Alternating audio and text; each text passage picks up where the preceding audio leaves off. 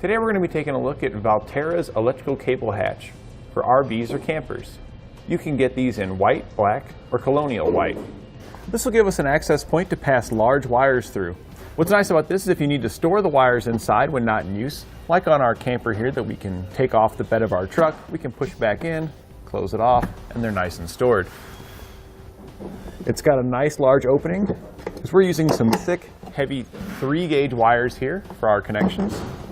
It easily allows us to push those in with plenty of room to make our connection while keeping it nice and neat, as well as giving us a way to minimize the opening that we have for our wires. So as you can see here, we can pass our wires in and make our connection to our battery. The large fingers here at the back will keep our wiring all towards the center and nice and neat. And since they are movable, like this here, we can pass through many wires through there and it will accommodate those. Now if you had an even larger bundle of wires that wouldn't fit through our slot here, you can flip open the whole cover, which could also make it easier to route your wiring and accommodate more. The opening here has a cavity that will allow you to make connections, so if you needed to use any butt connectors or splices, you could have those connected and placed inside of this compartment, keeping it out of sight. The cover itself is made of a durable polypropylene. Comes with all the hardware you need to get it installed. Let's show you that now. We'll begin our installation by finding the appropriate location and marking it out. We're going to be putting ours in our compartment here. Our batteries are normally located in this position, and we're going to need to route some very large cables to our batteries. So we'll be using this to make it nice and neat and not have a giant hole exposed to the outside after we're done. So we're going to go ahead and mark it out. We're just going to set it up in the area where we want it to be positioned.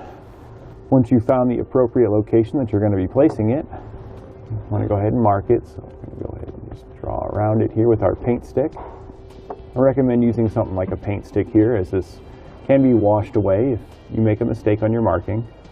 Now that we've got our hole marked out, I went ahead and marked it on both sides horizontally and vertically so we could find our center point. We'll now use our 3.5-inch hole saw to cut out our hole. Sometimes I recommend going backwards if you're working with softer materials with your hole saw, just to get that first layer grooved out. Then we can switch back to the correct direction.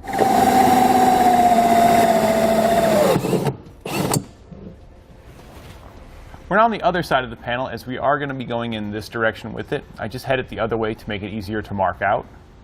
So we'll simply slide our cover in, and we'll use the screws that come with it to attach it. There is also butyl tape that comes with it that you can use to place around the outside to help it seal. We'll take the butyl tape that comes in our package. We're going to work it around the outside here to ensure that it's got a good seal. And any excess you got, you can just pull that off. Putting it back into position there, and we'll just run the screws in to our 3 holes around the outside.